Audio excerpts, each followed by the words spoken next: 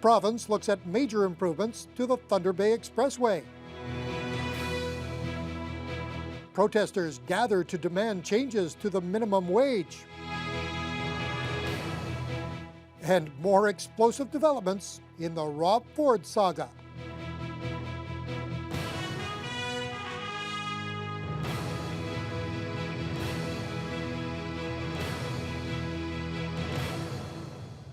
Good evening and thank you for joining us. The Thunder Bay Expressway could be in for some major upgrades. Today, the provincial government announced they've awarded a $1.7 million contract for a preliminary design study and environmental assessment for the 13-kilometer stretch between Arthur Street and Balsam Street.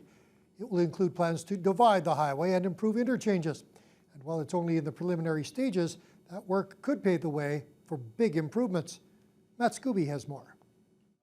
According to Thunder Bay Atikokan MPP Bill Morrow, it's time to make the Thunder Bay Expressway safer and easier to access. Morrow says there's been a lot of growth around the section of Highway 1117 that runs through the city, and that's just one of the reasons why he believes it's time to make changes. As a result of that growth and just more traffic generally in the city, we're seeing some really very, very busy interchanges. And for me, it is absolutely a public safety issue as well as a traffic flow issue. It'll make it easier for all of us, but first and foremost, a public safety issue. The stretch of highway was built in the 1970s and saw over $23 million worth of upgrades almost 4 years ago. But this plan will look beyond that. Completely dividing the highway and putting in grade-separated interchanges are options that are going to be explored. Ministry of Transportation Regional Director Ian Smith explains the initial steps. What that will do is look at the best alternatives for traffic and also look at what the impacts will be to the environment and to the surrounding properties, and we'll look at alternatives to mitigate those impacts. So that's one part of the component. The other part is to produce a preliminary design. Morrow says the same work was started by the Ontario government back in the early 90s, but it was stopped abruptly. He doesn't know why, but insists this will set the table for a future government to move forward on a full design. 3 public information sessions will be held during the study, but Morrow doesn't expect a lot of opposition to the plan. I don't think they're going to be upset. I think people are going to be very excited and very happy with this announcement. I think the vast majority of people will be thrilled when they hear that we're moving forward with this. As part of the public consultation, people will have an opportunity to provide their input. The first of those sessions is scheduled to take place late spring or early summer of next year. Now, Morrow doesn't foresee this project having an impact on any of the 4-laning between Thunder Bay and Nipigon, and the hope is that this study will be complete by early 2015. Matt Scooby, TBT News. The James Street Swing Bridge will be reopened to vehicular traffic, but it's still not clear when that will happen. Canadian National Railway officials today confirmed the roadway portions of the bridge will be repaired. CN says it has received an initial report from a consultant that was hired to assess the roadway part of the structure. Regional Manager of Government and Public Affairs, Lindsay Fedishin, says they have reviewed the report and are requesting additional information. So I expect to have a more firm update in the next few days in terms of timing as to when we're going to get a crew out on the bridge to start attempting initial repairs. But the full extent of repairs and dates that the community can expect to see the bridge reopened is not. I don't have a firm update on that, but I am certainly, looking forward to providing more information in the days to come. Fedishin adds when they do start the work, she expects it will take a few weeks to complete. Those pushing for an increase in the province's minimum wage say it will not only pull people out of poverty, but will provide a $5 billion boost to our economy. Community, labor and student groups across Ontario today called on their MPPs to support an increase to $14 an hour. Dennis Ward was at the rally here in Thunder Bay and has this report. About a dozen people representing different organizations gathered outside of MPP Michael Gravel's office over the noon hour. They were part of a province-wide effort to get MPPs on board with a $3.25 hike in the minimum wage. Jeannie Nagora is a student working a couple of low-wage jobs. She says her student loans are making life easier for her right now. Back when I was just working minimum wage, it was very hard, very stressful too. Like I find by the end of the week, you don't really have much time for anything else, especially living on my own, cooking and cleaning. Working all day just gets totally in the way of that, and it's really a strain on living. Some critics of a raise in the minimum wage believe it will have a negative impact on business, who may in turn have to lay people off. But that's an argument that Poverty Thunder Bay isn't buying. The businesses that are fighting it hard are some of the biggest multinational corporations, Tim Hortons, Walmart, some of the biggest corporations who are making the biggest profits. They can't afford it, and they're not. They need to pay their staff a decent wage. Groups rallying today also brought a $5 billion check with them, payable to Ontario's economy. They claim that's the impact a minimum wage increase to $14 would have on the economy. The chair of Poverty Free Thunder Bay says a lot of people are struggling to get by on minimum wage jobs. We're hearing from service people who are like older that are living with their adult children, and they're saying, if I could make more money, then I have my own apartment. We're hearing from people on Ontario Works that are saying, if I made $14 an hour, that'd be enough for me to be off of Ontario Works. The minimum wage in Ontario has been frozen for the past 3 years. Still, it remains one of the highest hourly minimum wages in the country. Dennis Ward, TBT News. MPPs Bill Morrow and Michael Gravel say they will be making an announcement on Northwestern Ontario's energy supply tomorrow. Energy was also a topic of discussion between Ontario NDP leader Andrea Horwath and Mayor Keith Hobbs today. Horwath says it's time for the province to make a final decision on the future of the Thunder Bay generating station. She says everyone in the city and the region knows there needs to be a reliable power supply to realize economic opportunities. And that, says Horwath, means the conversion of the coal plant to natural gas. We all know that that has been used as a political football by the Liberals time and time again. When there's an election looming, they make the commitment that that plant is going to be transformed into a gas-fired plant. And then after they win the seats, there's no hide nor hair of that commitment, and they start backing away from it. Now, that's happened twice. There have been 2 cycles of that already.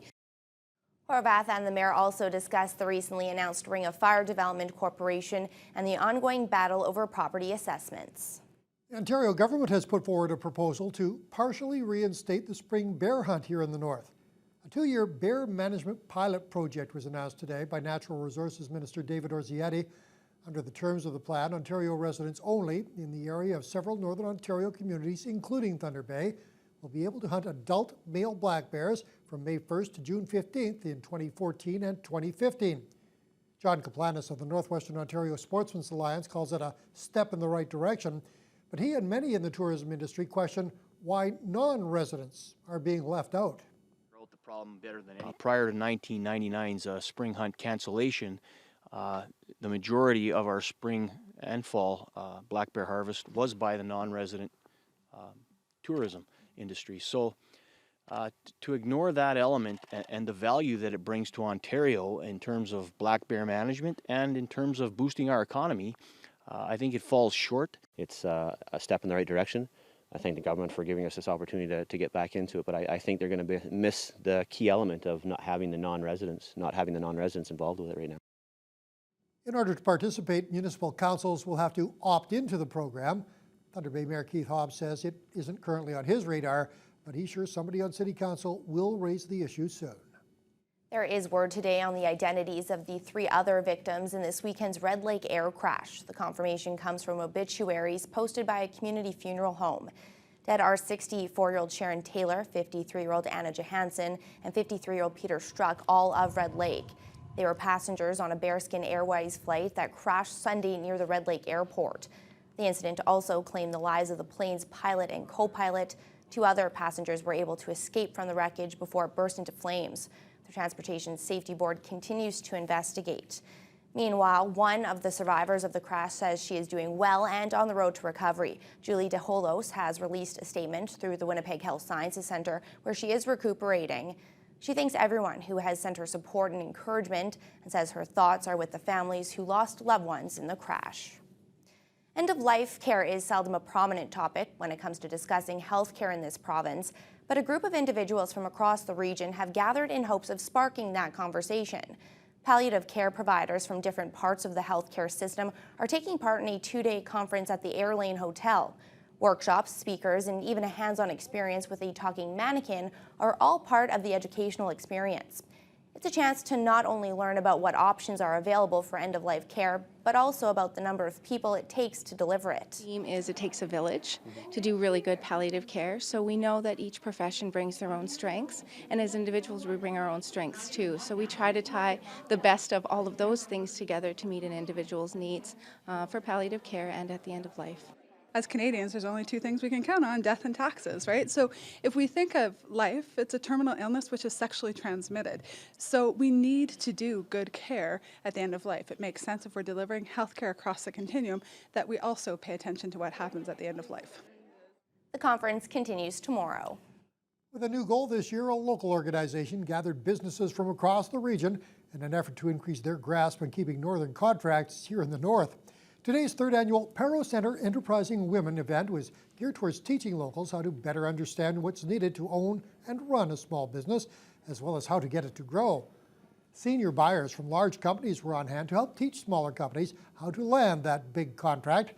Executive Director Rosalind Lockyer says billions of dollars are leaving Ontario because small business can't see themselves being given the large contracts, and she's hoping to change that. We're trying to open up the gates so that they can see themselves as part of that supply chain, get the information they need to know, but also talk to the purchasers so that they can start building a relationship, talk about their businesses, think about how they can expand their businesses to be part of that supply chain. And hopefully that will keep a lot of those dollars in the north. Lockyer says the northern economy could triple in size as long as local businesses can begin to land these major northern contracts. The Salvation Army has kicked off their annual kettle campaign with some backup from a choir and some clowns. The 12th Celebrity Kettle Day had those passing by stopping to hear the sounds of some classic Christmas tunes. The kettle quickly began to fill as clowns entertained the crowd and local dignitaries gave a few words in support of the cause. This year's goal is a whopping $170,000 from the volunteer-run drive. The money goes to fund the food bank, soup bans, and even making sure some children receive gifts on Christmas. Major Rob Kerr says the kettle does so well because it's become a tradition. People identify Christmas and the kettle together. It's become a tradition. And people, their hearts are stirred, their hearts are warmed at Christmas time. We always feel for those who are in need, those who are hungry, those who are lonely at Christmas. And so we just happen to be able to provide an avenue for people to help each other at this time of year. Kerr believes the goal this year is achievable since last year they raised